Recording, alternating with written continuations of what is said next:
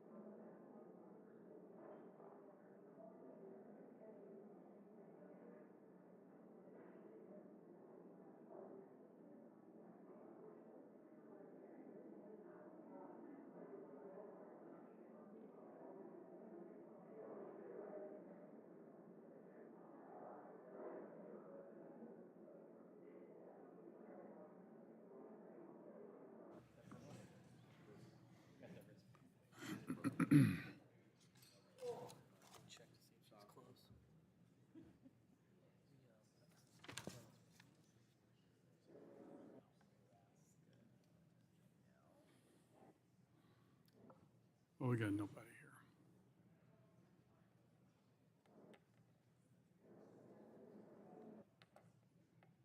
Have they closed the floor? They have, haven't they? You closed that last vote.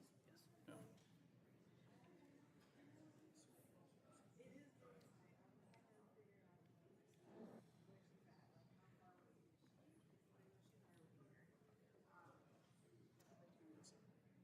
Thank you.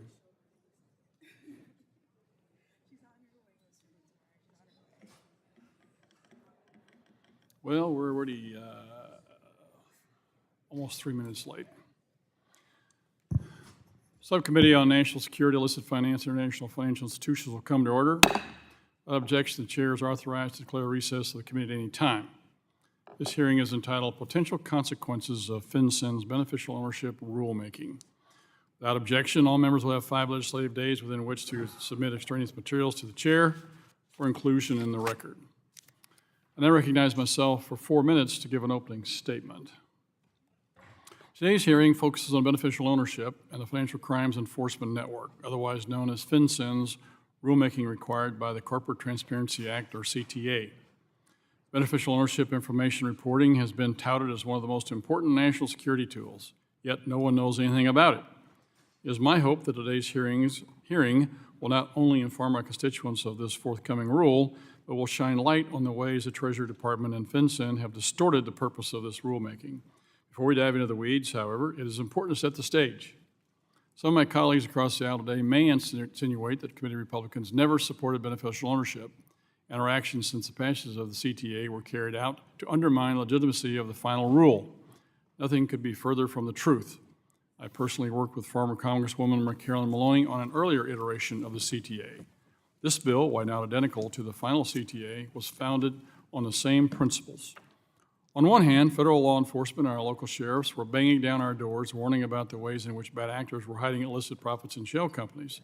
On the other, small, medium, and large banks alike were frustrated with the burdensome regulation without any feedback from the government. To fix this problem, Chair Maloney and I decided to shift the burden from the banks and place it on the federal government. If law enforcement and FinCEN wanted the information seamlessly, they would need to be responsible for its collection. Since that initial bipartisan attempt, the CTA changed slightly but never lost its foundational principle. If the U.S. government wants the information, the U.S. government should be responsible for it. Now we find ourselves in a precarious situation. We are less than 6 months away from the CTA's effective date of January 1, 2024, and we will be left with more questions than answers. In an effort to prepare for today's hearing, I joined a letter in June with Chair McHenry, Chair Williams, and Chair Womack expressing our concerns with FinCEN's rollout of the beneficial ownership plan. This letter asks some important questions about how FinCEN plans to educate 32.6 million small businesses about their new obligations. This should not have been a difficult letter to respond to. With less than 6 months to go, the education plans should be completed and ready to roll out well before the system goes live in January. Disturbingly, despite the committee's request for information on the education and rollout strategy, there has been no response. The education issue, while it may seem trivial to those not paying attention, is indicative of the larger issues with the BOI rulemaking process. FinCEN and Treasury have transformed a simple-to-follow filing system into a complex maze, leaving many scratching their heads. As I'm sure we'll hear from our witnesses, FinCEN is asking for more money and more resources, but time and time again, they favor complexity over straightforwardness. Complexity that will result in small business owners needing to hire lawyers to figure out simple things like if they need to file. This rulemaking process must be corrected. Our constituents deserve better than what FinCEN has put forward thus far. I do not see how FinCEN can move forward with a January 1 effective date without having a plan. I ask all my colleagues to remember that if this filing system is not seamless, it is our small businesses picking up the pieces from COVID that will suffer. We need FinCEN to do better, and today's hearing shall be a start in outlining what that could look like. The chair now recognizes the ranking member of the Subcommittee on National Security, Illicit Finance, International Institutions, the gentlewoman from Ohio, Ms. Beatty, for 4 minutes for an opening statement. Thank you so much, Mr. Chairman, and thank you for holding this hearing. And thank you to our witnesses for appearing today to discuss FinCEN's beneficial ownership rulemaking. As we speak, oligarchs and kleptocrats and other criminals are using anonymous shell companies to engage in money laundering, terrorist financing, tax fraud, corruption, bribery, and the list goes on with other illicit activity. That is why, under Democrat leadership, this committee passed landmark legislation to protect our national security and to prevent the abuse of our financial system by bad actors, both foreign and domestic. That was all led by then-Chair Maxine Waters. Committee Democrats achieved the most sweeping anti-money laundering reforms in decades with Anti-Money Laundering Act of 2020. This major update to the Bank Secrecy Act contained the historic CTA, or Corporate Transparency Act, which aimed to prevent the use of shell companies to launder or hide illicit funds by imposing, for the first time, a federal requirement to identify beneficial owners of certain companies. The CTA was intended to streamline industry compliance, increase transparency, and make it easier for small businesses to access banking services, while also making critical improvements to national security. Given the significance of these reforms and their considerable impact on banks, small businesses, and other reporting companies, it is critical that we efficiently implement these changes while minimizing the burden on affected industry. That is why Democrats strongly support robust funding for FinCEN to ensure it has resources it needs to swiftly and properly implement CTA. By contrast, my colleagues on the other side of the aisle have proposed substantial budget cuts to FinCEN and other offices at Treasury charged with protecting our national security. I'm going to say that again, protecting our national security. The proposed cuts would reduce current funding levels by approximately 22% and would require the office to lay off 19% of the personnel. I cannot fathom the logic of slashing funds from an office that is in the midst of implementing a major policy overhaul pertaining to United States national security. I agree with you, Mr. Chairman, that today's hearing is an important discussion about certain flaws in FinCEN's beneficial ownership rulemaking that deviate from the intent of Congress. But I am concerned about the loopholes in draft filing form that undermines the effectiveness of law, as well as proposals to greatly restrict access to the BO1 database, which would render new rules practically useless. I also agree that FinCEN must do better to provide outreach and education to small businesses to ensure compliance with the law. These drastic budget cuts will serve only to slow implementation of the CTA, weaken FinCEN's ability to pursue bad actors, and ultimately jeopardize our national security. Mr. Chairman, I ask unanimous consent to enter into the record two statements from FACT, the Financial Accountability and Corporate Transparency Coalition, and one from CREW, Citizens for Responsibility and Ethics in Washington. Without objection. Both of these articles will reinforce my testimony. Thank you once again to our witnesses, and I certainly look forward to your testimony. I yield back. Gentlelady's time has expired. The chair now recognizes the chairman of the full committee, a gentleman from North Carolina, Mr. McHenry, for 1 minute. Well, thank you, Mr. Chairman. I want to first commend the administration on the appointment of Andrea Gacke as the new director of FinCEN. This is welcome news, and I'm hopeful it marks a turning point for the agency. 2 Congresses ago, lawmakers came together to pass the Financial Transparency Act. The intention was to safeguard our financial system from bad actors while alleviating burdensome and duplicative reporting requirements. Unfortunately, the Biden administration's proposed beneficial ownership regime is not consistent with congressional intent. The Treasury Department has made the final rule as complicated as possible, altering timelines, definitions, and even failing to put together a simple filing form. It's clear that if changes are not made, Congress must act to delay the rulemaking's effective date. I look forward to working with incoming Director Gacke to address our concerns and members of this subcommittee in coordination with the administration. This is a very important item for businesses across America and millions of Americans that will have to comply with these new regs.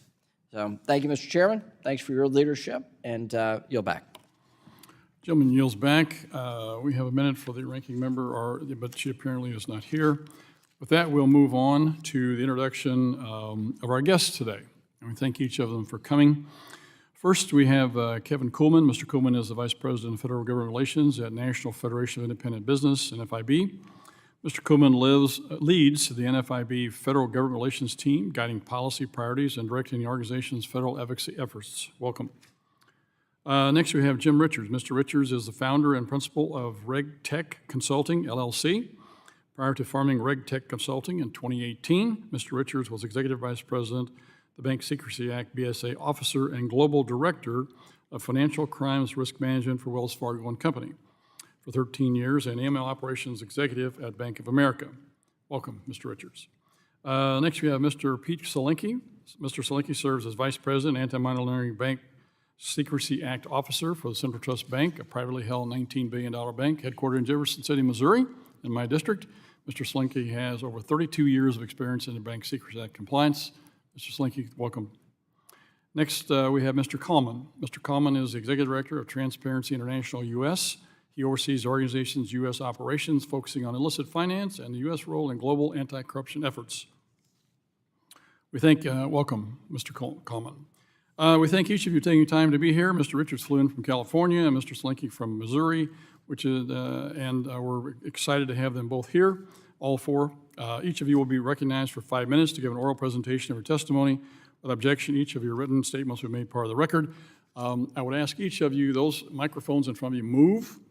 Make sure that you pull them as close as possible. We have somebody trying to transcribe this, and if they can't hear it, it can't be transcribed. So the microphones are very sensitive, but you have to get right on top of them. So if you'd be willing to pull those things forward to you, it would be great. Mr. Kuhlman, you are recognized for 5 minutes for your oral remarks. You may begin. Good afternoon. Thank you, Chairman Luetkemeyer, Ranking Member Beatty, Chairman McHenry, and members of the subcommittee. My name is Kevin Kuhlman with the National Federation of Independent Business.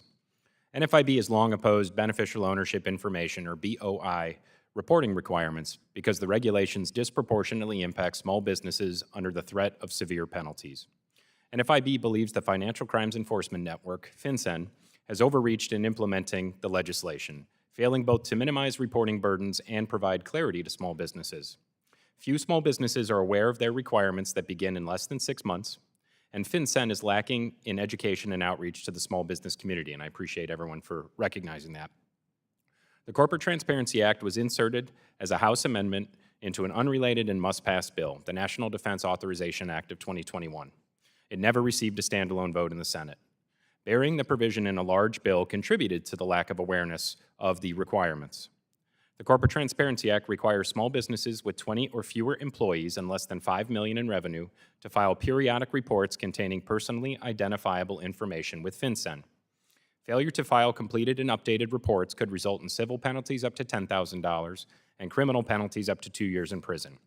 It is one of the most expansive small business regulations in history, affecting 32.6 million small businesses in the first year and 6 million small businesses every year thereafter, according to FinCEN's estimates. The cost of this regulation is a staggering $23 billion in the first year and $6 billion per year moving forward. It was the costliest final regulation issued in 2022. FinCEN failed to minimize burdens on reporting companies. Congress instructed the Secretary of Treasury when prescribing regulations to adhere to 3 directives. A, seek to minimize burdens on reporting companies. B, provide clarity to reporting companies concerning identification of their beneficial owners. And C, collect information that is highly useful to national security. NFIB believes FinCEN repeatedly failed to balance these statutory directives, often disregarding the first 2 intended to minimize burdens and provide clarity to small businesses. NFIB believes strongly that FinCEN overreached on the first rulemaking, which defines who must report, what information they must report, and by when they must report that information. Regarding who must report, FinCEN should have adopted or could have adopted a simpler definition of beneficial owner, such as the existing definitions in the Customer Due Diligence Rule, which requires a maximum of 5 individuals to report their BOI. Instead, FinCEN broadly expanded definitions, which will result in employees with no ownership interest being swept into reporting. These definitions go beyond congressional intent and create compliance difficulty. Regarding what information must be reported, the statute only requires 4 pieces of information: full legal name, date of birth, current residential or business address, and a unique identifying number from an acceptable ID document or a FinCEN identifier. The final rule mandates small businesses report personal information beyond this that is not explicitly required in the statute, including tax identification information, either an employer identification number, a taxpayer identification number, or a Social Security number, and scanned copies of their driver's licenses or passports. As a result, the draft application has 50 questions and spans 8 pages. Timing of reports. NFIB is concerned that FinCEN ignored congressional intent when dictating timelines. FinCEN failed to minimize reporting burdens on small businesses by accelerating these timelines. For initial reporting, they chose 1 year instead of the allowable 2 years.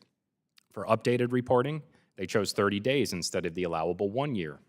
And for corrected reporting, they chose 30 days instead of the allowable 90 days. FinCEN consistently rejected lengthening these timelines as permitted by the statute, citing national security reasons. Very few small businesses are aware of these requirements, which begin in less than 6 months on January 1st, 2024. Most small business owners are unfamiliar with FinCEN, and receiving a notice in the mail a few weeks before they must file may be disregarded as a potential scam. After all, as recently as July 3rd, the IRS issued a scam warning for taxpayers for an official-looking envelope requesting very similar personal information, including scanned photos of their driver's license. FinCEN is required to issue a small business compliance guide under the Small Business Regulatory Enforcement Act, Fairness Act. NFIB urges FinCEN to make this guide available and accessible as quickly as possible. In addition, FinCEN should issue guidance to provide clarity on exactly what types of entities must file BOI reports. There is still ambiguity whether certain sole proprietorships and general partnerships must file reports. I included some legislative recommendations in my written testimony. NFIB would welcome the opportunity to work with members of this committee to provide relief from the most problematic requirements of the BOI reporting. Thank you for the opportunity to testify today. Gentleman's time's expired. Mr. Richards, you're recognized for 5 minutes. Thank you, Chairman Luetkemeyer, Ranking Member Beatty, distinguished members of the subcommittee, and thank you for the invitation to appear before you today to discuss the potential consequences of FinCEN's beneficial ownership rulemaking. My perspective is that of someone who's been in the anti-money laundering field since the 1990s. I welcomed the AML Act as an opportunity to get back to what should be the singular purpose of our anti-money laundering laws, and that is protecting the financial system by providing timely, actionable intelligence to law enforcement in an efficient, effective, and secure way. And I welcomed the Corporate Transparency Act as an opportunity to improve how we were collecting and using beneficial ownership information. The practical implications of FinCEN's beneficial ownership rulemaking will be felt by 35 million small businesses, more than 16,000 financial institutions, and more than 400 law enforcement agencies. More than 60 million Americans will have their personal information and copies of their driver's license or passport in a centralized database run by FinCEN, an agency few of those 60 million have ever heard of. But FinCEN is struggling to promulgate the rules needed to implement the AMLA and the CTA. FinCEN has published none of the 9 rules needed to implement the AML Act and has only published 1 of the 3 rules to implement the Corporate Transparency Act. And those rules that are proposed and finalized often go beyond congressional intent, and many are stunningly complex. If the reason why FinCEN is struggling to meet its mandate is, in fact, resource constraints, then FinCEN would be doing the opposite of what it is currently doing. It would be putting out simple rules, adhering to congressional intent, and publicly acknowledging that it must keep things simple since it doesn't have the resources to do anything else. The potential positive consequences of FinCEN's beneficial ownership rulemaking, done right, are far-reaching. If we get this right, all this rulemaking and guidance and access and reporting will demonstrably and measurably reduce money laundering and financial crime, if we get it right. But with continuing resource constraints and required rulemakings remaining incomplete and no practical guidance to 35 million small businesses, we are not going to get it right on January 1st, 2024. America needs the Corporate Transparency Act to succeed, but success cannot be achieved by a rushed deployment of complex rules that go well beyond congressional intent. Too many of FinCEN's rules and proposed rules are aspirational without being practical. We're deputizing 35 million small businesses and asking 60 million Americans to step up to contribute their most prized information. FinCEN cannot rush in half-cocked.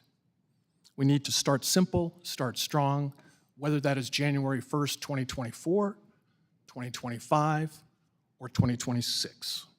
We can adapt as needed over time, but we need to get it right out of the gate. Thank you. Thank you, Mr. Richard. Recognize Mr. Selenke for 5 minutes.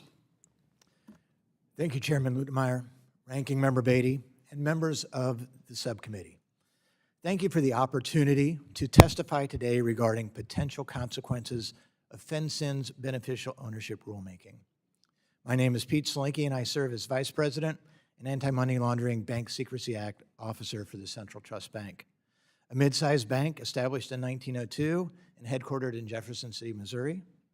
We directly serve customers in 9 states and at more than 150 locations. Today, I am pleased to speak on behalf of Central Bank and our nearly 3,000 employees, as well as the American Bankers Association, whose members include small, mid-size, regional, large banks, and who together employ more than 2 million people. As a banker with more than 32 years' experience in Bank Secrecy Act compliance, I'm personally and deeply committed to protecting the U.S. financial system, our bank, and our bank customers from threats posed by bad actors. And I have seen firsthand the success and challenges of operationalizing BSA regulations. Thanks to hard work of my team of 20 BSA compliance professionals at Central Bank, I am proud to report that we have received 2 awards from FinCEN in recognition for our work in assisting law enforcement in the past 5 years. The banking industry has changed dramatically over the past 50 years, and so have threats posed by bad actors. To combat these evolving threats, the ABA strongly supported the enactment of both the Anti-Money Laundering Act and the Corporate Transparency Act, which together reflect a consensus among bankers, lawmakers, and regulators on the need to modernize our nation's Bank Secrecy Act rules so that the resources dedicated by banks can even more effectively and efficiently support law enforcement's work to prevent 21st century financial crime and terrorism. The reforms embodied in these laws carefully balance a number of important priorities, including banks must know who our customers are. Law enforcement needs tools to identify criminals who use and exploit shell companies to commit their crimes. The burden to the public must be minimalized, including the cost borne by financial institutions eager to support law enforcement, and Americans' privacy rights must be protected. As BSA AML professionals, my colleagues and I have dedicated our careers to defending the integrity of the U.S. financial system from bad actor and protecting our customers. We want nothing more than for AMLA and CTA to achieve Congress's goals, and that is why it is so important that FinCEN promulgates regulations to implement these reforms in a manner that is consistent with congressional intent. To that end, there are 3 areas where FinCEN must focus when creating a meaningful beneficial ownership regime: use, accuracy, and education. Use.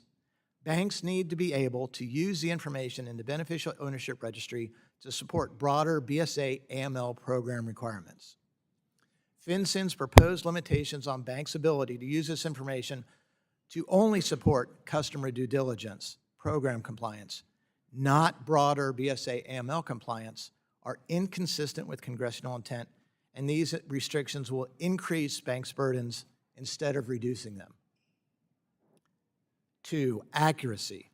The beneficial ownership registry must be a reliable and authoritative source of information. The federal government must make sure the information in the registry is accurate. This responsibility should not be imposed on those seeking to access the database. If the accuracy of the registry's information is in doubt, banks may not be able to use the database at all. Education. We will help where we can, but Congress did not delegate the responsibility of informing the public of beneficial ownership reporting requirements to banks. The federal government needs to educate the public about the new legal obligations to report beneficial ownership information, especially when there are serious penalties for noncompliance. My colleagues and I have dedicated our careers to defending the integrity of the U.S. financial system from bad actors and protecting our customers. We look forward to working with the dedicated professionals at FinCEN to make these rules work for law enforcement, for banks, and for our customers. I look forward to answering your questions. Thank you, Mr. Selenke. Mr. Kuhlman, recognized for 5 minutes. Welcome. Thank you, Mr. Chairman. Chairman Luetkemeyer, Ranking Member Beatty, and distinguished members of the committee. On behalf of Transparency International US, I appreciate the opportunity to discuss progress towards the implementation of the Corporate Transparency Act, a foundational reform to combat transnational crime and corruption. We're part of the world's largest and oldest coalition dedicated to fighting corruption. We want to thank the leadership of the Financial Services Committee for working in a bipartisan fashion to enact the CTA. Today, more than 100 countries have followed suit, adopted, and have pledged to adopt similar reforms to help protect the integrity of our global financial system. In the lead up to the passage of the CTA, the committee heard a litany of examples how anonymous corporate structures were used to facilitate the flow of illicit finance. For example, a Global Witness report called Hidden Menace found that in one case, a U.S. company contracted to supply services to troops in Afghanistan was secretly owned by interests associated with the Taliban. The United States government was literally supplying funds that could be used to purchase guns and other weapons aimed at our troops. These reports are why nearly 100 civilian and former military national security experts signed a letter to Congress in support of the collection of beneficial ownership information. Alarmingly, these stories are part of a larger collection of threats that go beyond anecdotes. According to a 2011 study by the Stolen Asset Recovery Initiative, anonymous companies were used to hide the proceeds of corruption in 70% of grand corruption cases reviewed, with U.S. entities being the most common. To address these harms and many others, Congress appropriately included the CTA in the 2021 National Defense Authorization Act. There are several parts of the rulemakings to date that FinCEN produced in a way that captures both the plain text of the law and the purpose for which it was intended. We believe definitions are true to the statute and consistent with emerging global norms. The exemptions were tailored to avoid unintended gaps or loopholes that bad actors might exploit. However, I will highlight at least 5 provisions in the proposed rules I'll mention here that raise substantial concerns. First, the proposed rule invents significant new barriers to access by state, local, and tribal law enforcement that have no basis in the CTA. Such requirements were considered and rejected by congressional drafters, as the requirements would create new obstacles to investigations without any clear benefits. Second, FinCEN's additional requirements for foreign access also have no basis in the text of the CTA. They would create unnecessary double standard and will result in significant practical barriers for trusted allies. Third, restrictions on the use of the information by financial institutions exclude from using the information for the entire range of AML checks.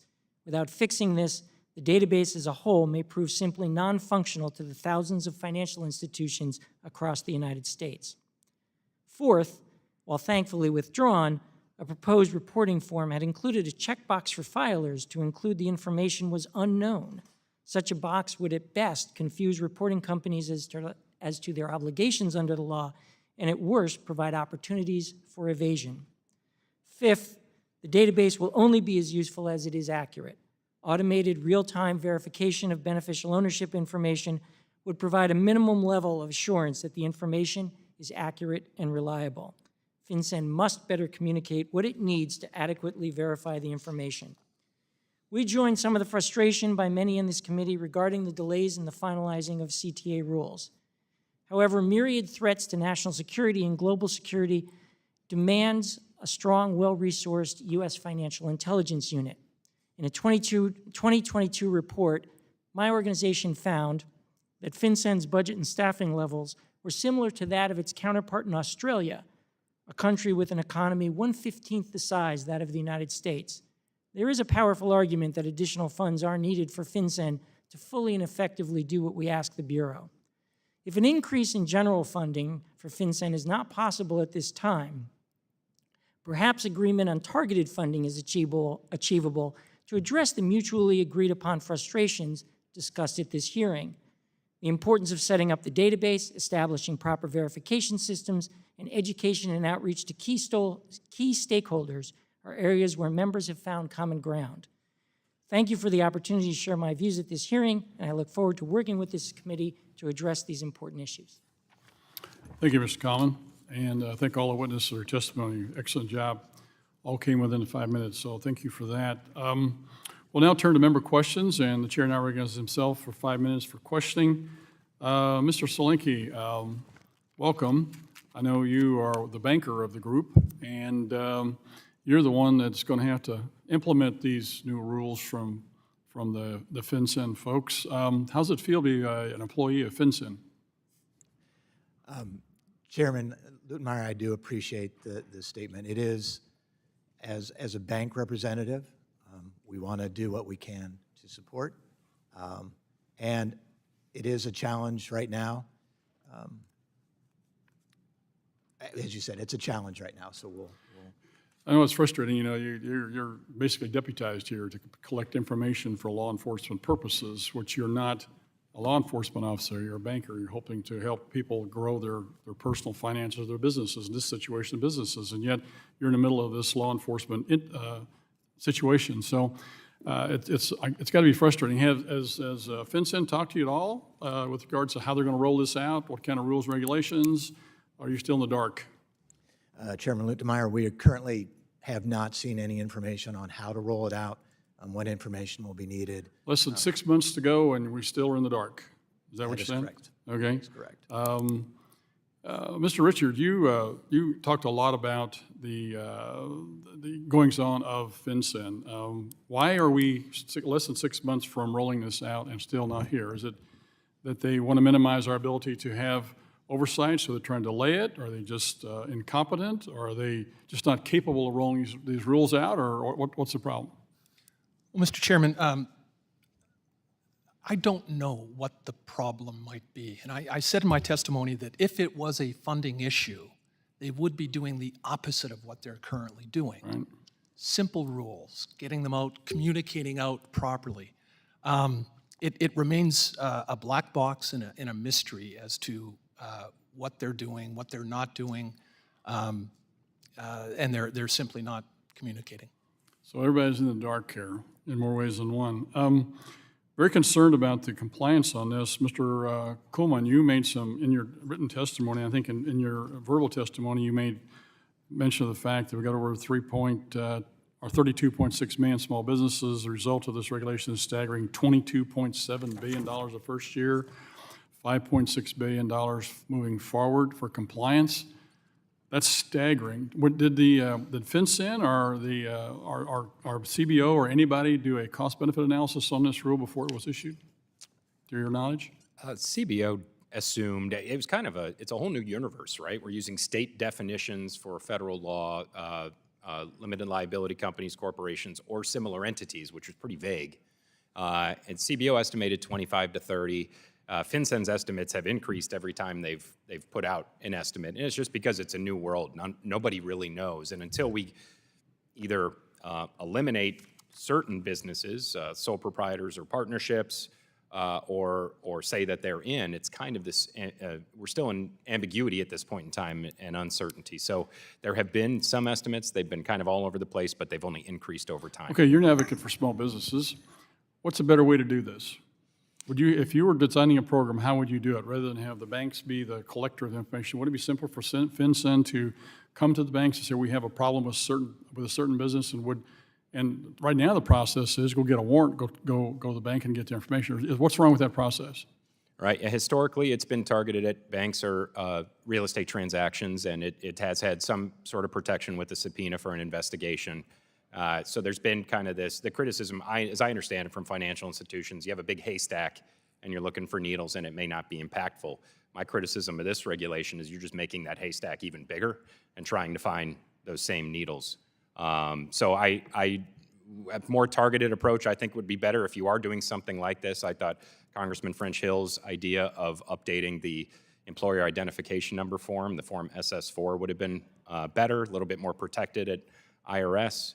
But we have what we have now. You know, to me, this is like if, whenever you're, for instance, FinCEN's going after somebody who's making bombs and they use fertilizer to make the bombs. So you go to the hardware store, every time somebody buys fertilizer, you got to send information to FinCEN. I mean, this is how over the top this situation is. People's private information, businesses' private information are going to be on a government server, and the government has proved over and over again it cannot be a good steward of that information. This is nuts. I'll yield back the balance of my time and go to the gentlelady from California, Ms. Waters, who is the ranking member of the Full Financial Services Committee, recognized for 5 minutes. Thank you very much, Mr. Chair. I'm directing this question to Mr. Kuhlman and Mr. Selenke. You have both described a number of serious deficiencies in the notices of proposed rulemakings related to Corporate Transparency Act. Would these problems with the draft rulemaking text be solved by reducing FinCEN's budget from $229 million requested by the Biden administration for fiscal year 2024 to only $166 million, the astonishing low amount provided by House Republicans in their recently marked up financial services and general government appropriations bill? Mr. Kuhlman? Thank you, Chairwoman, for the question. I think we have seen that FinCEN's, from the report that my organization did and some other places, that FinCEN is, in our mind, underfunded. I do think that the rulemaking process would certainly not be helped by a budget cut. I'm not convinced that the rule writings problems are necessarily funding related, although to the extent that they are also trying to build the database at the same time and make sure that the rules and the database and the filing systems are all working in sync, then that would be a funding issue, and to make sure that they're able to have the resources to build the database and make sure that it all matches and it will be a seamless implementation. So I do believe that for the database and for very specific pieces of this rulemaking process, the funding is necessary. Mr. Selenke? Yes. The question is, what do you think about the fact that the Biden budget was $229 million requested, and the Republicans have marked up legislation that would only provide $166 million. That's an astonishing low amount that's provided by House Republicans in the recently marked up financial services and central government appropriation bill. What do you think about that cut? Congressman Walters. I can't hear you. I apologize, Congressman. Oh, there we go. Congressman Walters, I apologize. From a banking perspective and my perspective as a BSA officer, I really don't have an opinion on that one because our experience with FinCEN has been very helpful for us, and I don't think I'm in a position to really speak to that. I would not expect you perhaps to know about the exact amounts that would be needed, but the question becomes, do they need substantial, credible resources in order to take care of the problem of the deficiencies in the notices of proposed rulemaking related to Corporate Transparency Act? Do they need personnel to do that? Do they need staff to do that? Do they need money to do that? And does it seem curious to you that the administration would ask for $229 million only to be responded to with $166 million? You have any thoughts about that? Yeah, Congressman Walters, I will say, in concurring with Mr. Kuhlman, as he said earlier, I think there is room and for discussion and where efficiencies can be found. So, I mean, as you said, their resources are needed, and that determination is to be made. So could I conclude this by saying that resources are important and they're needed in order to do the job? Does that make good sense? Congressman Walters, that would be an accurate statement. Would you agree with that, Mr. Kuhlman? I certainly would. Thank you. I yield back. Gentleman that yields back. With that, we go to the gentleman from the great state of Texas, Mr. Williams, who is chairman of the Small Business Committee, recognized for 5 minutes. Thank you, Mr. Chairman, and welcome to all of you. My main concern with FinCEN's additional beneficial ownership reporting requirements is the immense burden these increased requirements will have on small businesses. Many small businesses, of which I am one in Texas, owners are facing higher costs and possible penalties for this rule coming out of FinCEN, which is a bureau not all businesses are familiar with. There are over 32 million small businesses in the United States, yet FinCEN has not laid out a strategic plan to inform business owners of how they can be sure they are reporting all the correct information.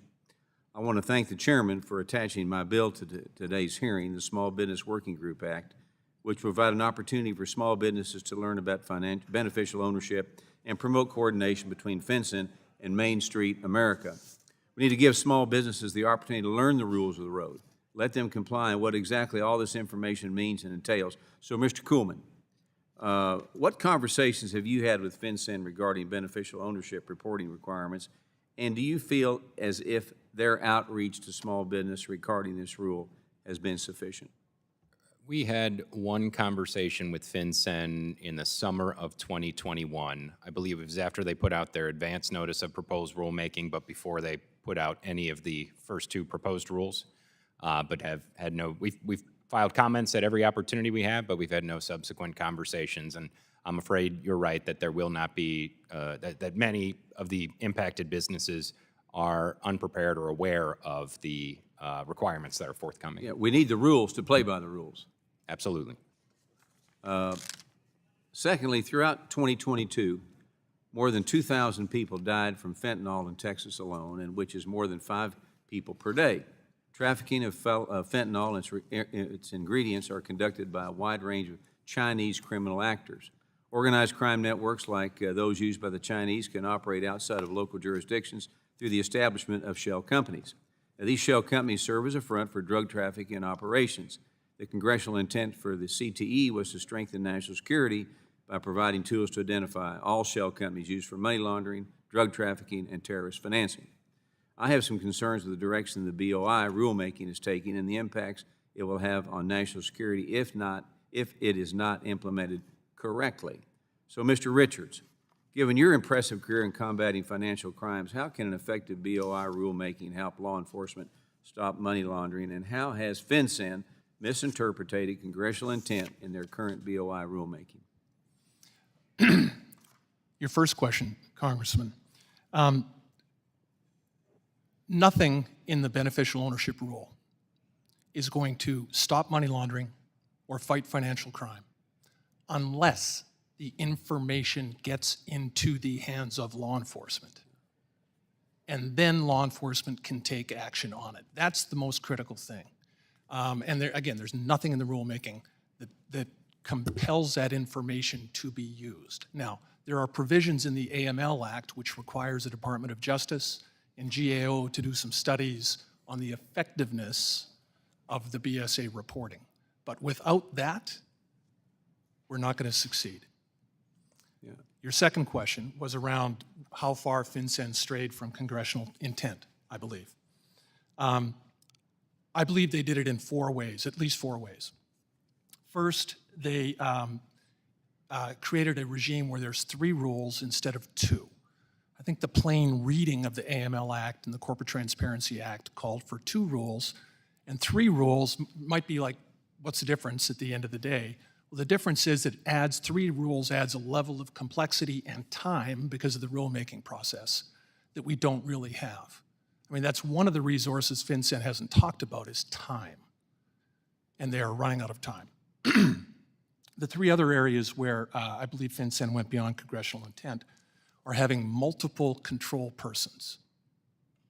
There's not a law enforcement officer in the world has ever burst into a room and said, how many of you are in charge? They walk in and they say, who is in charge? And yet, that's what the CTA impliedly called for. And yet, FinCEN has said, no, we can have multiple control persons. That is beyond congressional intent and adds a level of complexity that's not needed out of the gate. Third is having the images of the identification documents. I think that's a stretch. It might be valuable 2 years down the road once FinCEN has sort of tested and piloted this process, but doing it out of the gate, I think, goes beyond congressional intent and adds a level of complexity that's not needed. And finally is, and Pete talked about it, is the limited use of the beneficial ownership information. I apologize for the long answer. Yield my time back. Thank you. Gentleman yields back. With that, we recognize the gentlelady from Ohio, Ms. Beatty, who is the ranking member of this committee, for 5 minutes. Thank you, Mr. Chairman, and to the witnesses here. Let me start with you, Mr. Kuhlman. We've been talking a lot about rulemaking, and as I believe you were part of the Bipartisan Corporate Transparency Act, took over 10 years to pass it. It's my understanding that you met with members and staff frequently as a part of that process to talk about the practicalities about how the law was ultimately shaped. Can you talk a little bit more about how important this legislation was and the prevalence of the use of shell companies to launder money, and how pivotal this legislation was to protect our national security? Thank you for the question. It did take over 10 years. I believe it was 12 years since Senator Carl Levin first introduced the bill. It was negotiated with numerous amendments and different versions of the bill through several administrations. During those years, I think there was more and more evidence that came to light that I think helped move the process forward, and that showed that it was really truly a national security issue. And let me just give one example, and I don't want to take too much time, but I think one of the early examples that was pretty shocking to this committee and to others was when we discovered that the Iranian government had bought an office tower on Fifth Avenue in Manhattan to evade our sanctions. And just to think about that, the easiest place on the planet for Iran to evade our economic sanctions was to buy property in New York. I think that says a lot about the use of anonymous companies and how they can help to circumvent our efforts at national and global security. And even with that, Mr. Kuhlman, I think what's important for me, because we're in a new era of time with FinCEN, and we all have some questions and what's the intent of the Congress, but I think the operative thing with me, in addition to that case, was the bipartisanship and the broad coalition of stakeholders. So here we are again now as we are talking about FinCEN. Can you talk about that bipartisanship? I think that was one of the reasons that helped move the legislation forward. Can you say that part again? I think that the bipartisan or across the political spectrum support for the bill was what helped move it forward and help members to understand the value. We had think tanks on both the right and the left. We had, at the end, the Chamber of Commerce came aboard, as well as having a number of environmental groups The banks were a good partner with consumer groups. We had law enforcement and civil rights organizations, a number of organizations that you don't normally see on legislation at the same time. So that was, I think that was a critical and I hope a good reminder to the committee about how this moved forward. Thank you. Our strength certainly was in our unity. Let me shift with the few minutes I have left. We've heard a lot about small businesses. I, too, for more than 2 decades, served as a small business in my district. And there are a lot of concerns about these reporting requirements. And so I'm sensitive to regulatory changes that will impose burdens and compliance costs on small businesses. Can you give us a sense of projected compliance for costs for small businesses, or do you have any data on estimates for this? Or anyone? Yeah, I'll just offer, and then if others have, the only practical experience I think that was looked at that we saw was in the United Kingdom after they passed their law, and they looked at various businesses and how much it costs. And I think the initial costs for average small businesses, they define those as businesses less than 50 employees. Our law is less than 20 employees. Was about, I believe, $150 the first year, and then the annual sort of upkeep cost, they reported, self-reported by businesses, came out to be £2, which would be about $2.50 a year. So while we do appreciate that this is something that businesses have to pay attention to, and it's another regulation in a lot of regulations, this particular regulation we don't think is actually going to cost a significant amount of money. I don't have enough time for you to probably answer, but my last question was going to be to everyone if there's anything concrete that the Congress can do to help FinCEN further ease business compliance, but you can send that in writing. Thank you. Gentleman's time has expired. With that, we go to the gentleman from Kentucky, Mr. Barr, who's the chairman of the Subcommittee on Financial Institutions, for 5 minutes. Thank you very much, Mr. Chairman. Important hearing, and really appreciate the witnesses' testimony about FinCEN's overreach here. I am worried about FinCEN's significant deviation from congressional intent, and I just spoke to the Kentucky Bankers Association, and they are concerned. Their customers don't understand what's coming. They don't understand 1071 on that data collection, and they don't understand what's about to hit the small businesses with this CTA. And again, definite deviation from congressional intent when finalizing and implementing the BOI reporting rule, and that will mean trouble for small businesses' ability to comply. The CTA states that reporting from existing companies needs to be conducted no later than 2 years after enactment, yet FinCEN's final rule requires reporting 1 year from finalization of the rule. So it's one thing that they've got 50 questions and 8 pages. It's another thing that they're going to, when no small business knows this is coming, it's that they've expedited the timeline. So, Mr. Kuhlman, what does this expedited timeline mean for small businesses, and will your members have time to comply? For existing businesses that only have the 1 year to comply, it's what's most obviously just half the time that they were permitted to do it. But it's also that those businesses don't know that it exists, so it's going to take them time to do it. When are they going to be able to meet with their tax professional or whatever is probably in the spring, right? So there goes 3 months. And then to maybe go back and try to find who are their beneficial owners, if it's a multi-generation business or something like that. Fortunately, existing businesses don't have to go back and find the applicant, who may be long gone by that point in time, but that's a problem. I'm even more concerned about the businesses formed after the effective date, though, because they only have 30 days to get all this information, and they're basically overwhelmed with starting up this business and being stressful at that point in time. So they're going to have to track this down. They're going to have to get employer identification number and taxpayer identification. They might not even have that information in time, but this is certainly the last thing on their mind. Yeah, certainly requirements to disclose things they don't have to in the statute, and I am worried that FinCEN will fail to roll out a final rule rescinding the CDD rule, forcing a duplicative reporting regime upon the backs of small businesses. Mr. Richards, when Congress passed the Corporate Transparency Act, were there 3 separate bills, or did we enact just one?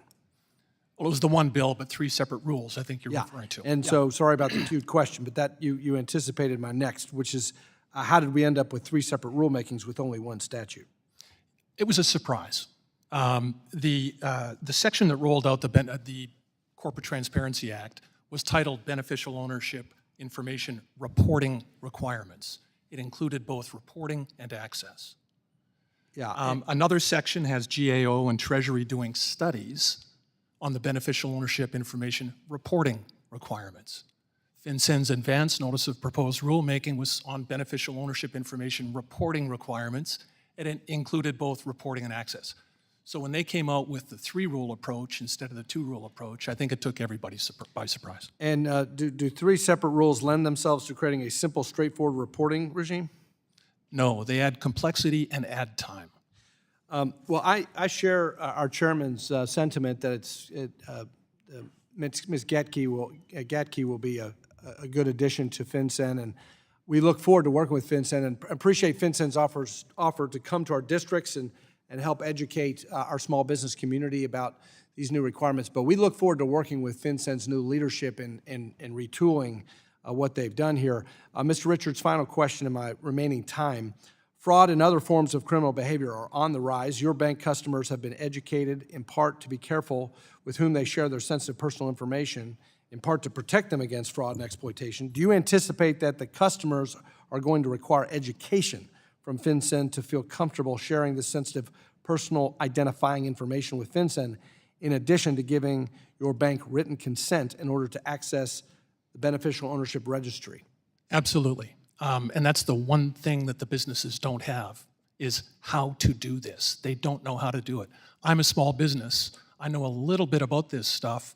I know I'm not going to be registering until about November because I want to make sure that this database is secure. Yeah, and Mr. Richards, excellent point about none of this is going to advance the cause of law enforcement, anti-money laundering, countering terror finance, or national security. None of it's going to advance any of those things if it doesn't get into the hands of law enforcement. This is the frustration, frankly, with a lot of my small community banks related to CTRs and SARS, is they never get any feedback. Is this helping or not? So with that, I yield. Gentleman's time has expired. With that, we go to the gentleman from North Carolina, Mr. Nickel. He's recognized for 5 minutes. Thank you, Chairman Luetkemeyer and Ranking Member Beatty, and thanks to our witnesses for being here. The Financial Crimes Enforcement Network, or FinCEN, is our country's financial intelligence unit, meaning it's providing intelligence that helps the U.S. to achieve its national security objectives. This includes intelligence used to track, seize, and freeze Russian oligarch funds that are fueling the war in Ukraine and funds used to traffic Chinese fentanyl. My colleagues across the aisle have proposed cutting FinCEN's budget, rolling back the FY24 appropriation to $166 million. That's $63 million below the administration's budget request. With fewer resources, FinCEN will have a harder time supporting such national security and law enforcement inquiries while moving forward on structural reform to strengthen the U.S. financial system against illicit funds. Mr. Kuhlman, if we cut funding for FinCEN, what are the potential negative consequences to our ability to fight financial crime? Thank you for the question. There's many impacts. I will say, let me just say this one, which I think we all agree on this panel, is that one of the key things, one of the most important things about this, getting this right and making sure that it's effective, is if the data is verified, if that we know that the information that's in the database is accurate.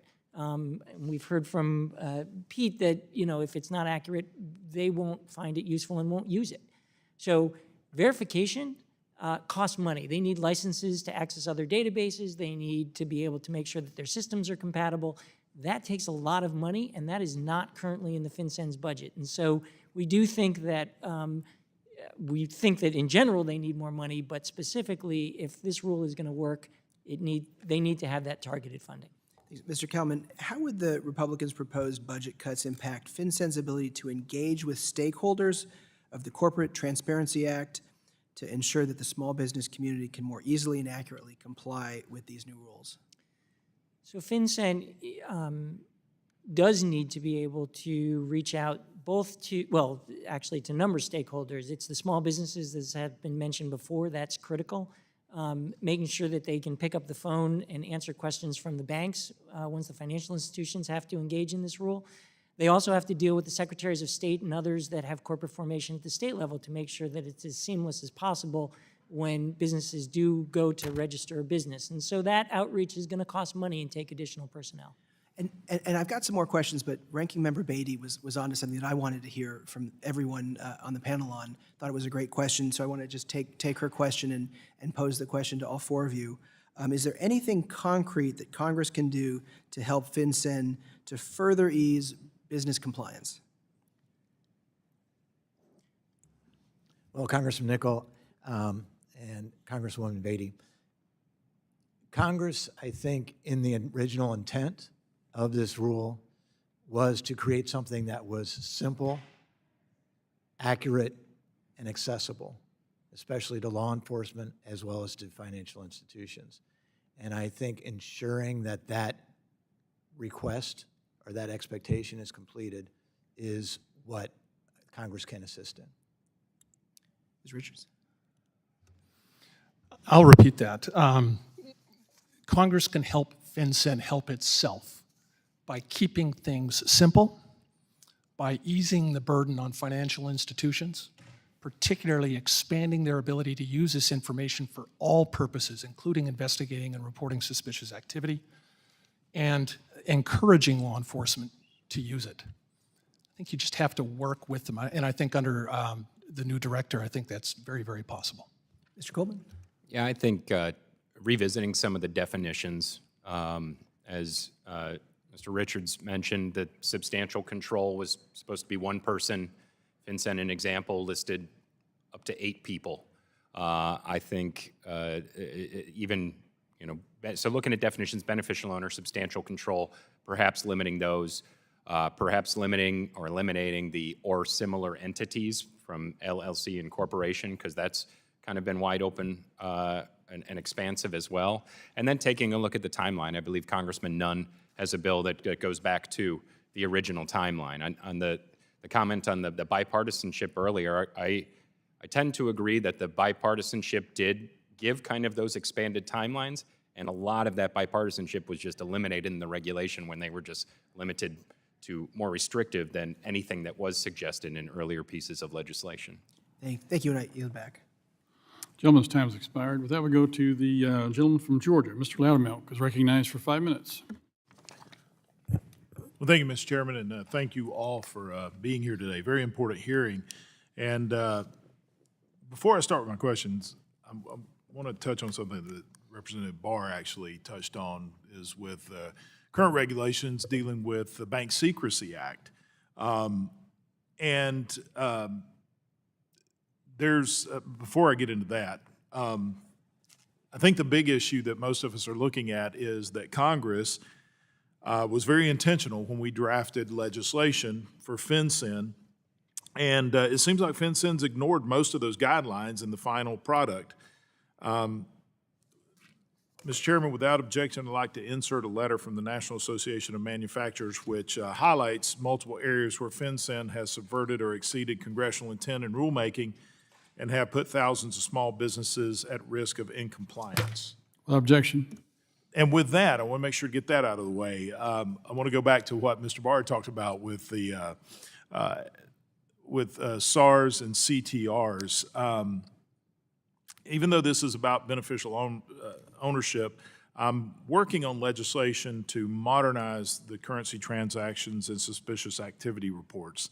And Mr. Selenke, I heard that you have a unique perspective on the issue, and I was hoping that you would maybe briefly share your thoughts on raising or simplifying the thresholds for those reports. I come from an intelligence background in the military, and there's a couple of issues I see with CTRs and SARs. One, the threshold is so low on CTRs that if we were to adjust it for inflation, we would go from the 1970s $10,000 to over $80,000 today.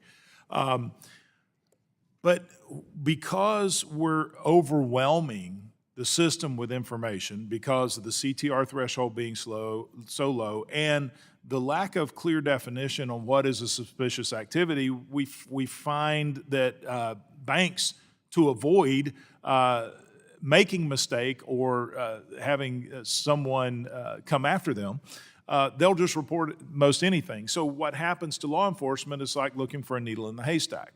I want to reduce the haystack so we get to the information. The second is the federal government becomes the biggest data risk of anybody in the United States. And so you have all this financial data that's sitting in a database that most people are not using but becomes subjective to disclosure. And so, again, if you could enlighten us with your ideas and thoughts on this. I appreciate the question, Congressman Laudermilk. Two things. First, we'll address CTRs. The dollar amount, I think, is a good question. I think when it first came out in the early 70s, I remember my parents' first house was $13,000. So it gets a feel for the size and scope of that. But from a bank's perspective, two things, or the thing on the CTRs that would help most is to simplify the process. As a bank, we really do use exemptions. So if a customer regularly comes in, we will get it so that they are able to not have to fill out the paperwork. The challenge with that is, by regulation, a number of those businesses, I cannot exempt them. So it's a very complex form. The CTR form has a lot of information.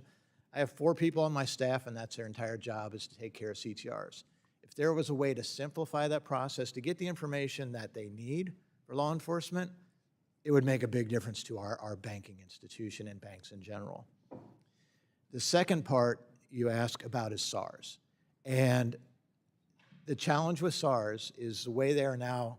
If I was able to create the rules, I would somehow bifurcate those SAR filings.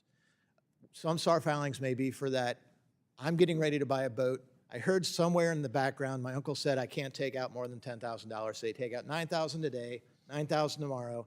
I look at it, I see the money came from a Fidelity account or an investment account, and they're taking the cash out, and they told the teller they're buying a boat. I have to fill a SAR out on that. It takes the same number of boxes, et cetera, and piles on to that pile of SARs. Whereas if there's something that's more serious, that same boat dealer who was structuring those conversations, that's information that I would want to put on a SAR. So if there was a way to simplify the SAR so that information going to law enforcement wouldn't be, like you say, more haystacks and less needles, to be able to have more needles and less of a haystack. Well, thank you. And even though this is about beneficial ownership, I see that there's some connection there, and that was very beneficial to me and where we're going. I'm running out of time, so I'll submit the rest of my questions for the record regarding beneficial ownership, but I'll close with this one thing.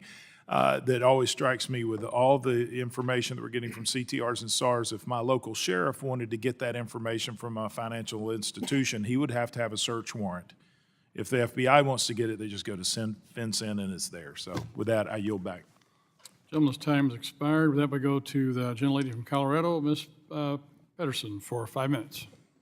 Thank you, Mr. Chairman. Mr. Kuhlman, in this committee and across Congress, we are very interested in the issue of fentanyl trafficking and how we can detect and deter these bad actors. Your organization, Transparency International US, developed a fact sheet that includes 10 examples of how traffickers of synthetic drugs have used shell companies to facilitate their operations and launder or hide their illicit proceeds. I'd like to submit this document for the record, and 10 examples among probably hundreds or even thousands were given here. We can add to that the human traffickers using shell companies to harm men, women, and children, arms traffickers, sanction evaders, and many others who abuse our financial system through these anonymous shell companies. So, Mr. Kuhlman, how would law enforcement use this database to better pursue these bad actors? And can you tell me how FinCEN can revise their proposed CTA access rule to better support such efforts? Thank you for the question. So 2 parts to the question. How does law enforcement use this information? Let me give you one specific example. There was a study done by the anti-human trafficking organization called the Polaris Project a few years ago. They looked at 6,000 illicit massage businesses across the United States where they suspected women were being trafficked. They found in only 21% of the cases was anyone listed on the form, which meant that you had almost 80% of these businesses having no ownership. They could not arrest the people that were behind the trafficking. They could only arrest the women that were being trafficked, which seems backward to us and imperfect justice, if you will. If there was beneficial ownership information and people were required to file, they could look at that information and they can actually go to the people who are behind the trafficking operations.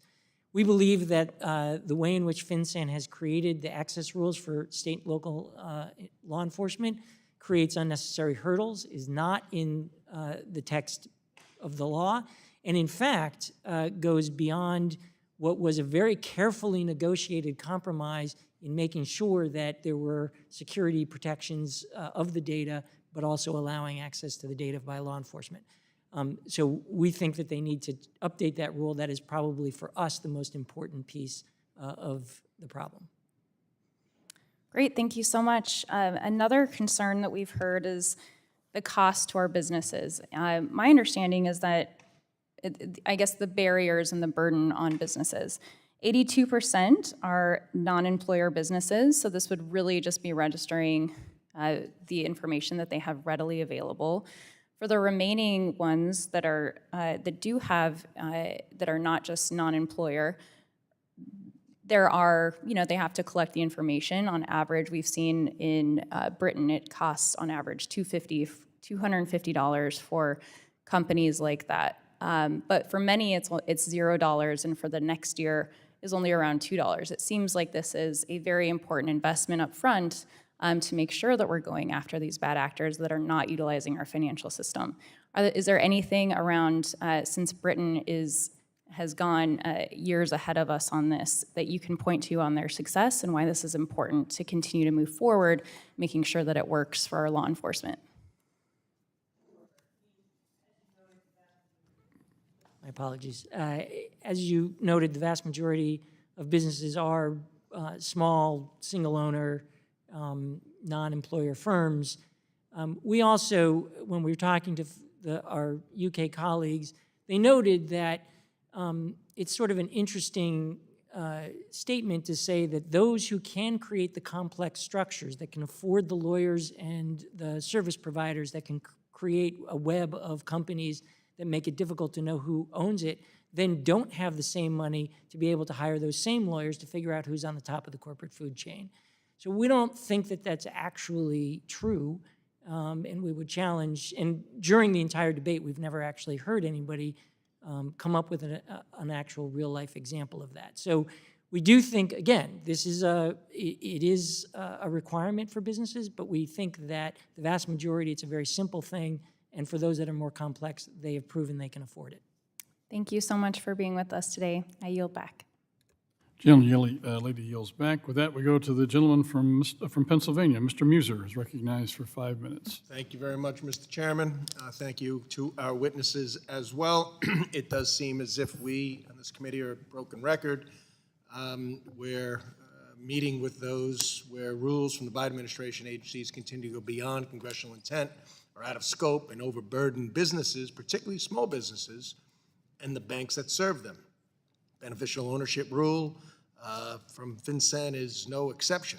We expressed similar concerns with the CFPB's 1071 small business data collection rule, whereby they had contract out reporting requirements, which required some very odd data at great cost to them. So FinCEN should have considered ways to minimize reporting requirements for small businesses that are already strapped with so many other unfavorable factors. FinCEN also needs to take a step back, delay implementation of their rule, and think critically about ways to move forward with Anti-Money Laundering Bank Secrecy Act compliance in a way truly beneficial to stakeholders. So my line of question is going to focus initially on small businesses who are often caught in the crossfire of such rule making. So, Mr. Kuhlman, I'd like to just start with you. To your knowledge, did FinCEN reach out to small businesses regarding how beneficial ownership rulemaking should be done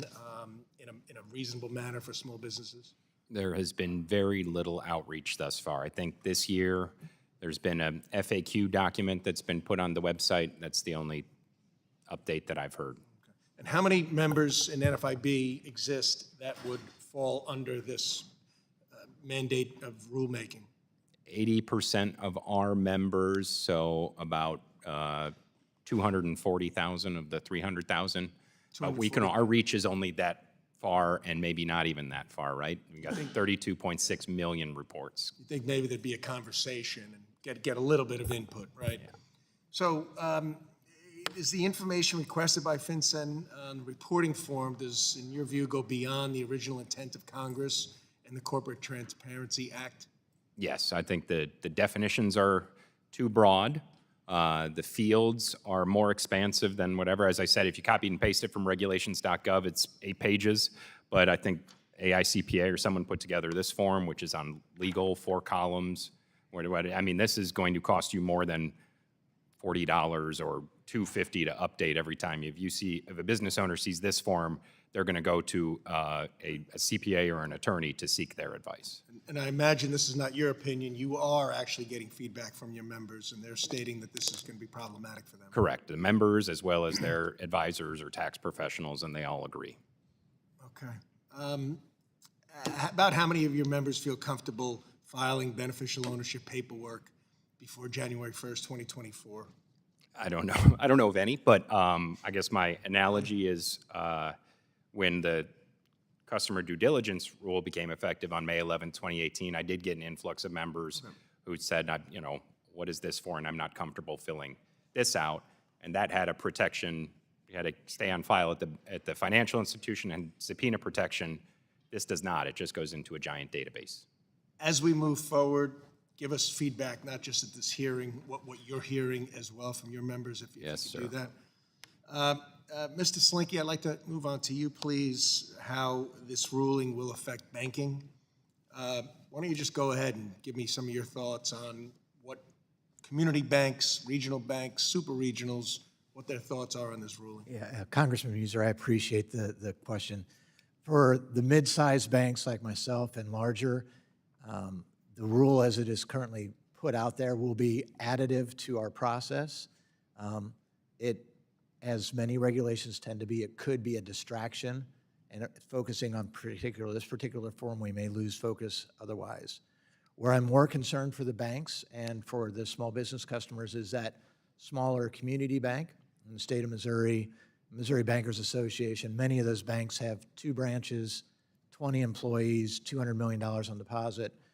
Their ability for their BSA officer, who is also their compliance officer, worrying about, as you said, 1071 and other rules, is going to be very difficult. So for us as a bank, I'm worried that it's going to be additive and subtract from our ability to properly support FinCEN and BSA rules. So my guess is that you're contacting FinCEN saying, we need a delay, we need clarity, we need some input here. I think the primary thing would be we need clarity and simplicity for our customers and for our banks. Thank you very much. Mr. Chairman, I yield back. Gentleman yields back. With that, we go to the gentleman from Illinois, Mr. Foster, who's also the ranking member of Financial Institutions Subcommittee. He's recognized for 5 minutes. Thank you, Mr. Chair, and to our witnesses. I'll try again at something that I think could make all this stuff work a lot better and get better quality data into the database, and that's mobile ID or digital driver's licenses. Are you all familiar with this? This is the ability to present a real ID compliant driver's license, a document that already exists that's issued by all the states, and present that in a pretty fraud resistant way using your cell phone, and to take advantage of the fact that a modern cell phone can be used basically as a biometric security dongle.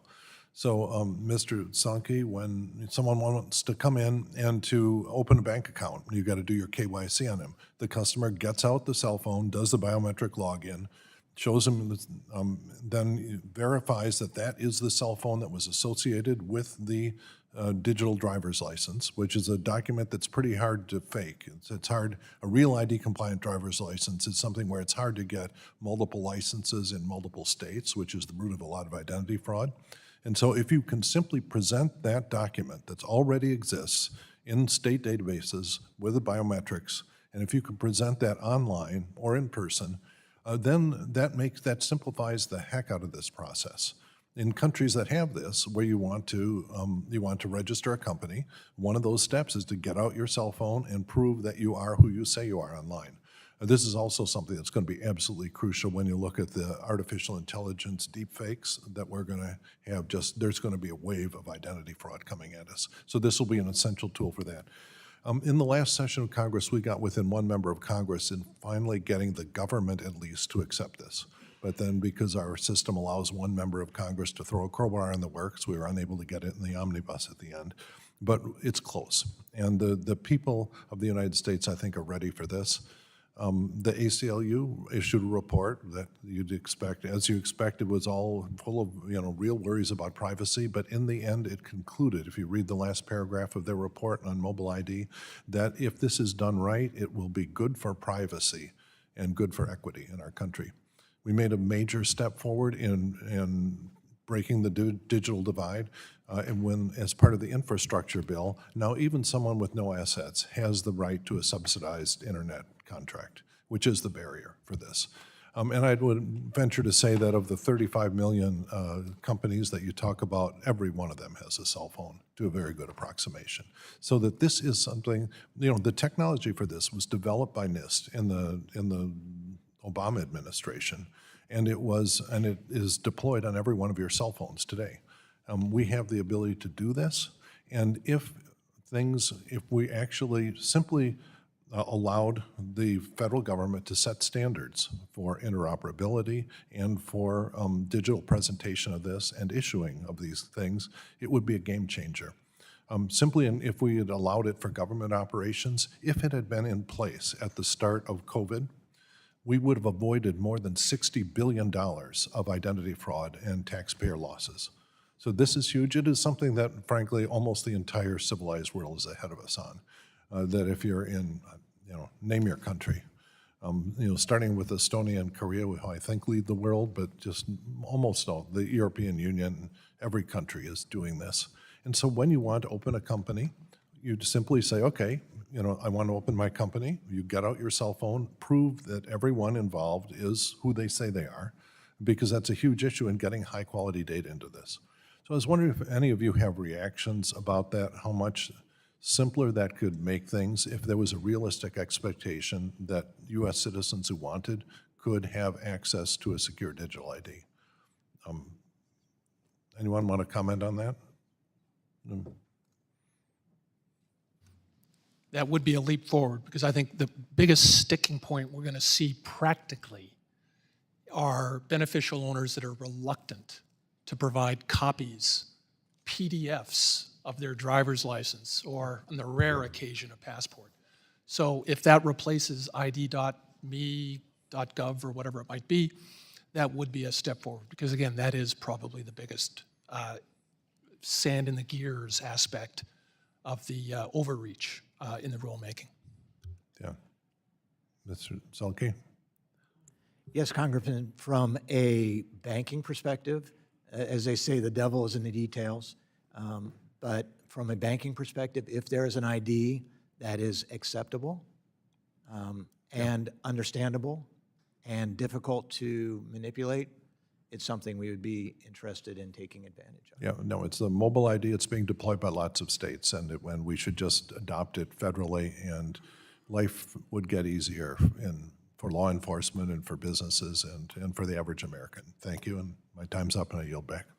Gentleman's time has expired. With that, we go to the gentleman from Iowa, Mr. Nunn. He's recognized for 5 minutes. Thank you very much, Mr. Chairman, and to Ranking Member for holding this, and thank you very much for the panel being here to discuss with this. I want to begin, first of all, by thanking FinCEN for the wide range that it does. At the same time, I'm going to speak to my small businesses today. I'm going to share with the committee this test delete page that was screen captured.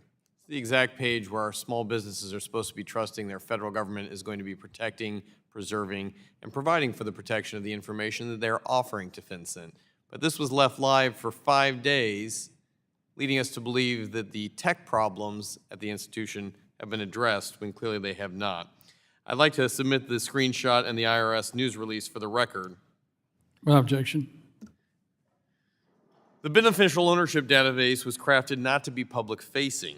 Unlike UK companies, for a reason, this information is highly sensitive. A misstep could be disastrous for millions of Americans, and slip-ups like the one I just showcased in here that could hemorrhage this information and a lack of final access rule make me extremely worried about FinCEN's ability to secure data properly. And I think millions of Americans feel the same way. Secondly, the IRS released a newsletter that warned taxpayers to be on the lookout for new scams and mailings that tries to mislead people into believing that they are owed a refund. Much of the same data that this scam asked for is what FinCEN will be requiring through their BOI rulemaking. FinCEN's lack of clarity around this proposal deeply worries me that they will not be able to ensure similar gimmicks do not stand the test of time. Hence, one of the reasons why we are introducing a bill called the Protecting Small Businesses and Preventing Illicit Financial Activity Act, which here today does two things I'd like to share with the panel. First, it would force FinCEN to remove its escape hatch that allows companies to check if they are unable to identify or unable to attain determinations. This opt-out that FinCEN is creating would allow the very same foreign entities and terrorist organizations that we are trying to eliminate to go unchecked. The very reason a bipartisan Congress passed the Corporate Transparency Act in the first place. Second, it would force FinCEN to revert its beneficial ownership filing deadline to the agreed-upon deadline by the four corners of Congress. For existing small businesses, this would be a statutorily mandated 2 years from the 1-year extension FinCEN established, and for newly registered small businesses, this would be 90 days, which was shortened by FinCEN to only 30 days. I agree with Ms. Beatty here that there are a number of loopholes that need to be addressed. This is something that a bipartisan group on this committee believe is important. Look, my bill came as I reached out to my Iowa State Small Business Development Center, and the state director talked to me about the beneficial ownership rules, to which she responded that she had not heard anything from several businesses or FinCEN regarding the implementation of rulemaking. Her response, and I quote, SBDC being an outreach arm of the Small Business Administration, thus a partner with the government to assist businesses, one would think that we would have a great resource to assist them with such outreach efforts. If you have concerns with them, please encourage them to reach out to our national-wide assets so that we can begin helping our business clients. So that takes us to the task at hand. Mr. Richards, can you discuss the escape hatch that FinCEN would include for entities that may be unable to identify their tax identification number or TIN? I cannot explain the escape hatch. It was an absolute surprise to everybody. I think Elise Bean, who used to be the, general counsel on the permanent subcommittee on investigations, called it the worst form she had seen in 40 years of government service. But FinCEN has heard the feedback and has said, yes, we've pulled that form back. We're gonna look at it again. I would expect that if, clear heads prevail, there will be no ability for a reporting company to choose, I don't know, as an option on the form. Or even a reporting company, a foreign entity having a shell company that doesn't want to disclose. Luckily, at this point, we're able to, unfortunately, we've seen what's happened in the past here, and people have taken advantage of it. Mr. Kuhlman, what percentage of small businesses would be able to comply with this in your estimation? At this point in time, I don't know about any because they don't know what the form is, or they don't, there's still some unclear definitions and there is no guidance, but hopefully by the end of the 6 months, it's at least some. And hopefully with some clarifying legislation, we'll be able to do that. How many companies in America right now would be able to provide their TIN to the FinCEN team? Would you say it's the overwhelming majority have a tax identification number? Yeah, but I would also caution that the taxpayer identification number was not required as part of the law. I would recommend just sticking to the 4 required fields. Understood. With that, very quickly, Mr. Selenke, what does CTA implementation look like for rural banks in places like Iowa and Missouri? It will be very difficult. It's another additive requirement, and with the resources, it would be very difficult. Thank you, Mr. Chair. I yield the room. My time has expired. Gentleman's time has expired. With that, we go to the gentleman from New Jersey, Mr. Geitheimer, recognized for 5 minutes. Thank you, Mr. Chairman and Madam Ranking Member. Mr. Kuhlman, while I'm happy to see FinCEN make progress on rules to implement the Corporate Transparency Act, I'm concerned by the barriers law enforcement could face, including a requirement to obtain a court order before accessing the beneficial ownership directory and reporting requirements after the fact. Can you describe how these additional barriers will affect law enforcement's investigations, please? Thank you for the question. During the negotiations for the rule, we went through, in this committee and others around Congress that were involved, went through very, very specific negotiations, creating a series of protocols to ensure that there's security of the data. Obviously, nothing's perfect, but people felt at the end of the day that we had gotten to a place where there was some level of security. The problem with the additional hurdles for state and local law enforcement, which don't exist, by the way, for federal law enforcement, is quite significant. The information we're talking about is often at the beginning of an investigation for law enforcement, and if they can't have access to this initial data, it is very difficult to move forward with an investigation, and these investigations can be complicated and costly, and they could just get dropped. Thank you. Continuing, if I can, in March 2022, I joined committee chairs Waters and Sherrod Brown in calling for GAO to conduct a review of the tools used by domestic violent extremists to finance their activities here in the United States. I'm looking forward to seeing the results of GAO's review in the coming months, which I hope will shed light on the ways these groups fund themselves. Mr. Kuhlman, can you describe the ways in which domestic violent extremists like the Oath Keepers and Proud Boys could conceal their fundraising activities through the use of shell companies or other anonymous organizations? Would a strong beneficial ownership directory help law enforcement monitor the activities of these groups? We've seen shell companies, or anonymous companies, I should say, being used by any number of bad actors, whether it's terrorist organizations, human trafficking operations, drug cartels, other organizations. I believe there was the STAR initiative said that it was the Global Witness that coined the phrase that the anonymous companies are the getaway car for criminals and the corrupt.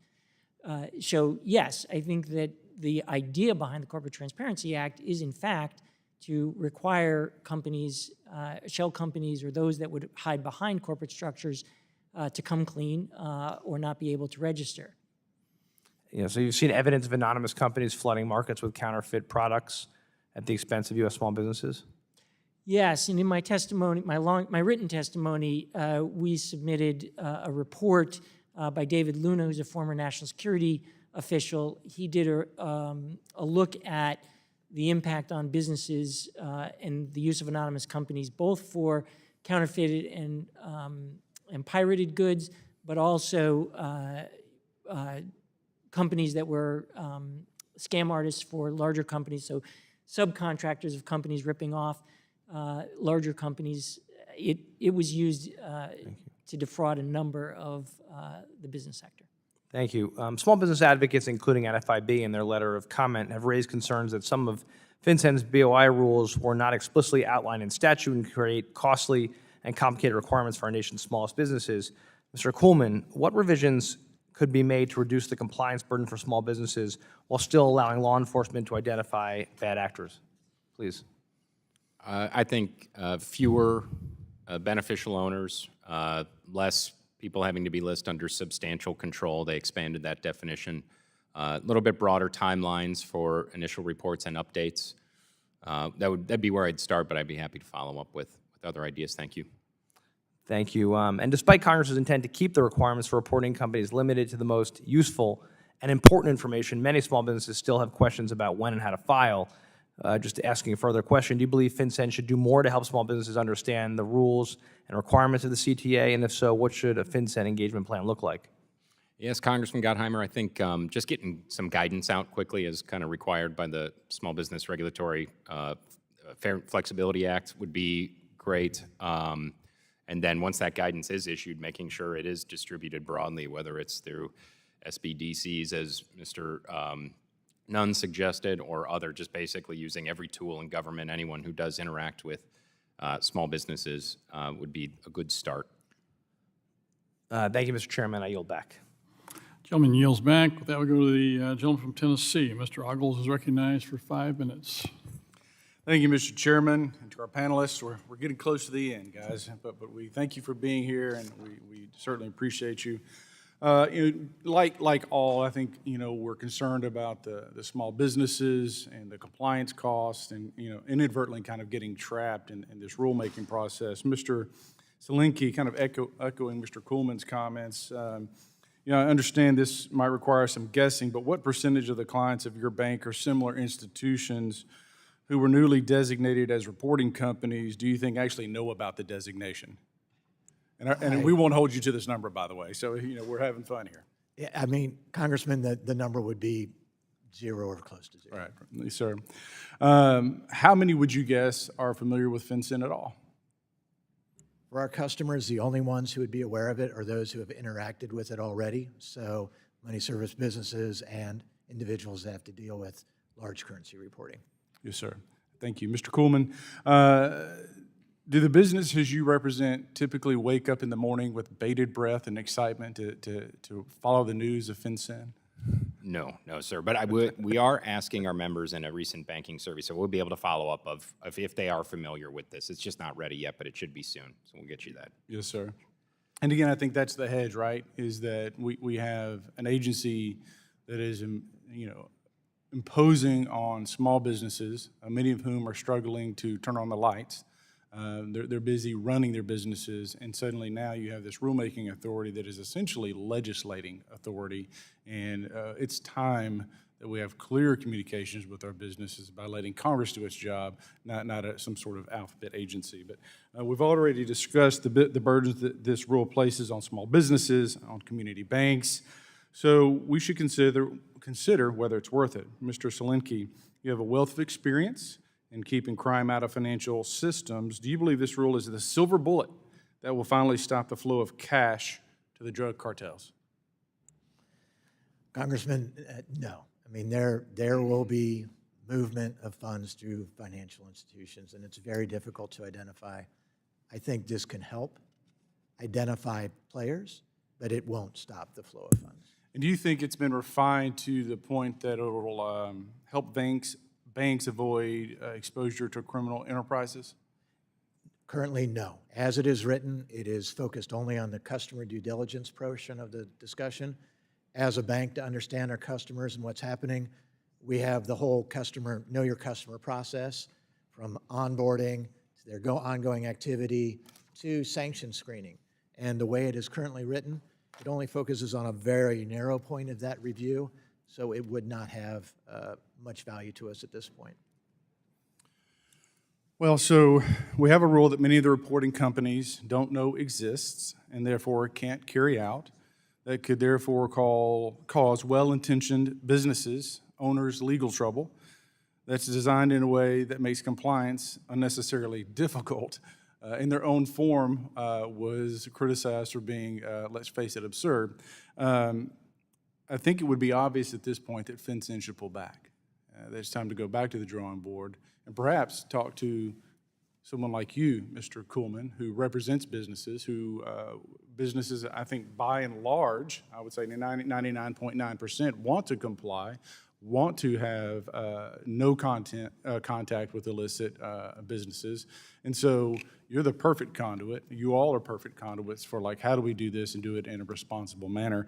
Really quickly, China has engaged in unfair trade practices such as currency manipulation, along with the campaign of intellectual property theft and economic espionage, targeting U.S. companies in addition to human rights violations and facilitating the fentanyl crisis across our southern border into every small town in America.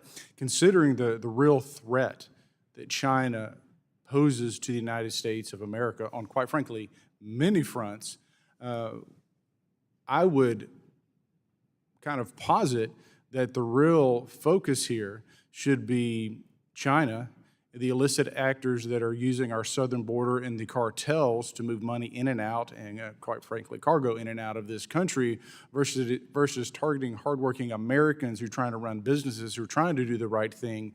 Mr. Chairman, I want to thank you for holding this hearing. I'm out of time, so I yield back. Gentleman yields back. That would go to the gentlewoman from California, Ms. Kim, who's also the vice chairman of this subcommittee. Recognized for 5 minutes. Thank you, Chairman. I want to thank you and Ranking Member Beatty for holding this hearing. The FinCEN finalized the first rule under the Corporate Transparency Act, the beneficial ownership information reporting requirements, which we've been talking about all day. That was released on September 30, 2022, about 10 months ago. But the rules will be effective on January 1, in less than 6 months. Mr. Kuhlman, you represent an organization that advocates for the interests of small businesses. So I wanted to get your assessment of how well informed your small businesses that you represent are about the BOI, and do you believe that beneficial ownership rules should be delayed, giving small businesses more time to learn about the law and get ready to comply? I don't think there's much familiarity right now, and there's not clear guidance, and there's still some ambiguity on who must report. So I would definitely support a delay. Congress allows for a delay, or for a 2-year implementation, excuse me.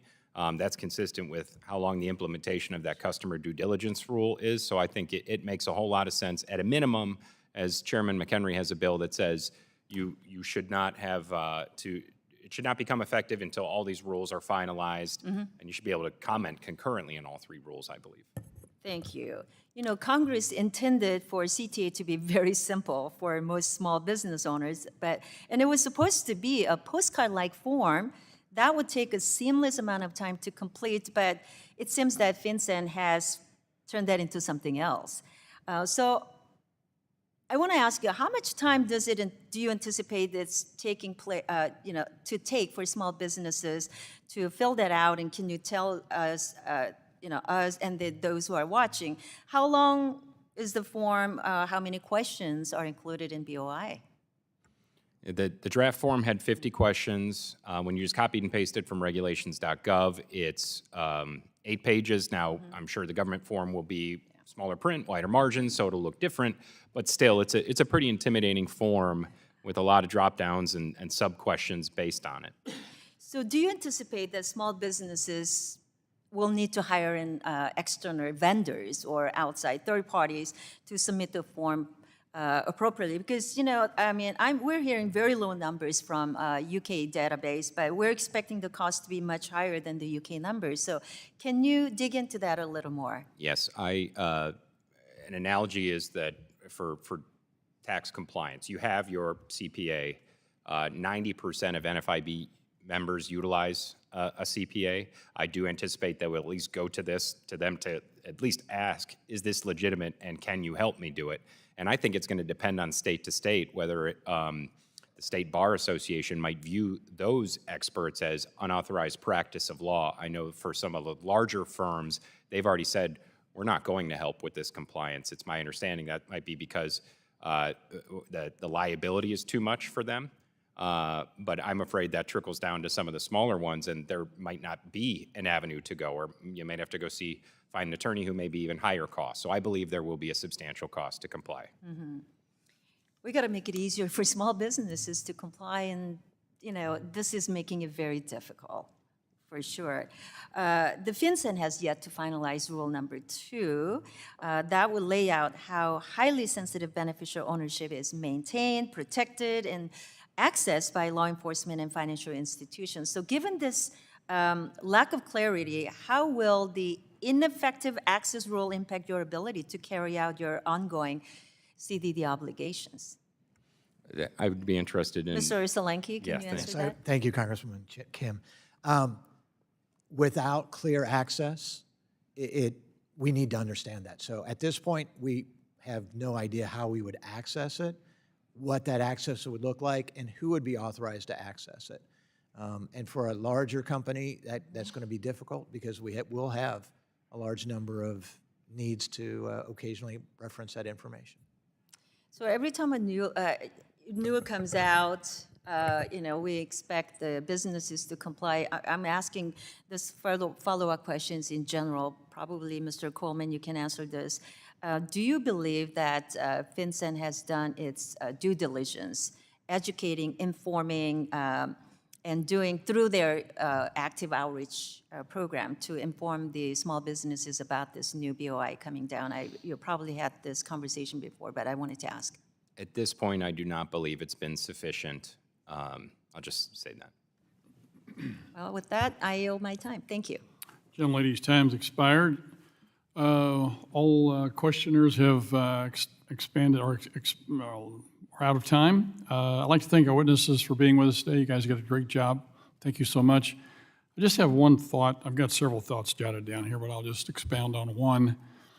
But throughout the hearing here, it's been mentioned many times that the FinCEN is going beyond the intent of the law in their rulemaking and their proposals. The Supreme Court has just, within the last 13 months, struck down 3 different major decisions by the administration and its agencies.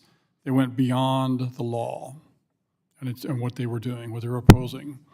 A number of you represent associations. I hope that you're looking at the possibility of taking these FinCEN to court.